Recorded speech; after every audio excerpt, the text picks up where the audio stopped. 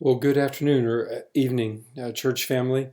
Uh, Bringing you an announcement this evening that is not about COVID-19. It's not about a virus outbreak, although it's definitely been an announcement that's been disrupted by a quarantine and a virus outbreak. Um, but looking for an opportunity, this was an announcement that was going to be made last Sunday in person and face to face, but that opportunity was sort of taken away by the restrictions on large group gatherings. And so, next best thing, the only other opportunity I guess I really have is to do this via video. And I'll follow this video up with a little email probably in a few hours.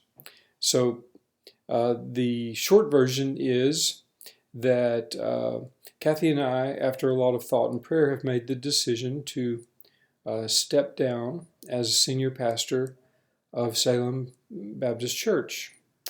March the 3rd marked our 21st anniversary.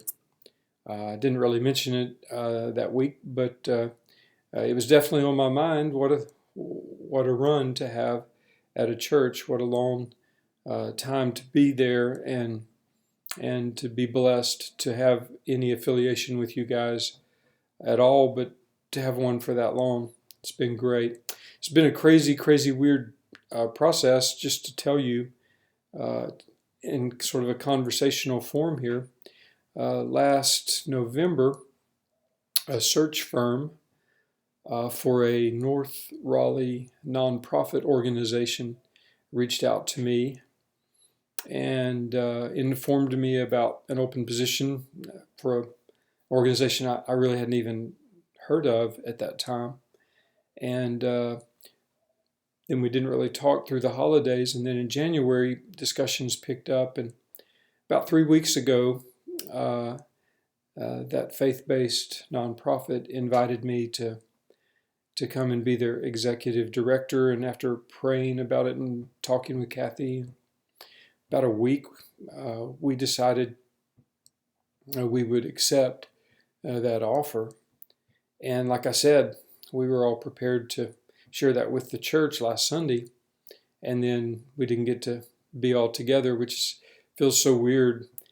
In every way, this whole thing has been like an episode of The Twilight Zone. You probably would agree from your perspective too. So we kind of lost the opportunity to do this face to face, and if this large group gathering ban stays in place as long as they say it might, I don't know that, I don't know when we'll have the opportunity to say these things face to face, so need to do it via video, I guess. I shared this with the Personnel Committee several days ago, so they've been aware, as have a couple of the senior pastors, but my last official day at Salem is Easter Sunday, and I sure hope we get to be together and celebrate Easter together in person. As you can tell from the news, that's looking increasingly unlikely.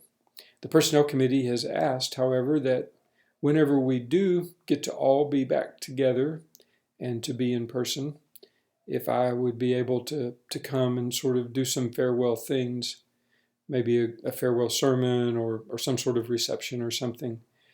I hope that works out. I mean, from our perspective, we're certainly would love that. And so if the Salem folks want that, then that would be a blessing to us. So that's really kind of the story. I'm here through Easter.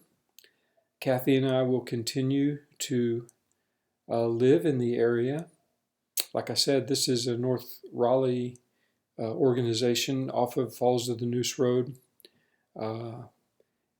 Eventually, we might end up moving to North Raleigh, but for the foreseeable future, we're probably going to be in the Apex area. So we'll be around, I'm sure, bumping into each other, which would be great.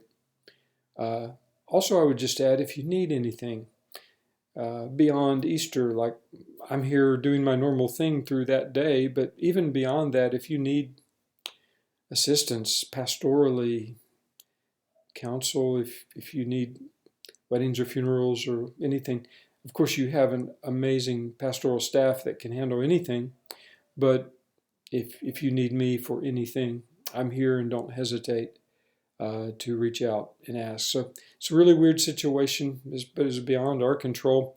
We had accepted an offer, signed the job offer. Uh, the clock has been ticking. We kept hoping, the ban on meeting together would not happen. Then it did. Then I'm stuck in a really bizarre situation here. So uh, the good news is you couldn't be in better hands. We've created a template. We're going to do this stuck at home thing really well as a church. I can already tell. We're going to hit a home run with bringing you worship and daily devotionals and pastor video blogs. You're going to hit a home run by continuing to stay as a community, stay attached to Facebook, small get-togethers in our homes. People are going to continue to give online, and that's just going to grow. So super excited about what God is going to do and is doing at Salem right now. And so thanks for taking the time to view the video. If you want to see the official letter of resignation, it'll be coming along in an email form before long. It basically just says a lot of the things that I probably forgot to say in this informal conversation, like how much I appreciate you, how much I appreciate the search committee that brought me here by name. Those folks, I mentioned them in the resignation letter. They did an awesome thing for me and my family in inviting us to come and serve. How diligently I've tried to live up to the job covenant. You may not know that one exists, but Salem in February of '99 entered into a job covenant with me. That's been my guiding document. It called for me to bring strong leadership, to help the church through some specific things. And for my part, I've really tried diligently to live up to what we agreed together to do back in February of '99, and what I began to do on March the 3rd of 1999. So thanks for taking the time to see this little rambling video of mine. It just felt more personal than just doing this by sending an email. Though I'm still frustrated and irritated, I didn't get to actually just do it in a normal way and read a letter of resignation from the pulpit and spend time talking with you. But that time will come. We'll have that time. And I am working normal hours, so feel free, pop by the office. If you need to have a conversation, I would be delighted to meet with you. We can sit 6 feet apart and talk about anything you like. God bless you and have a great evening.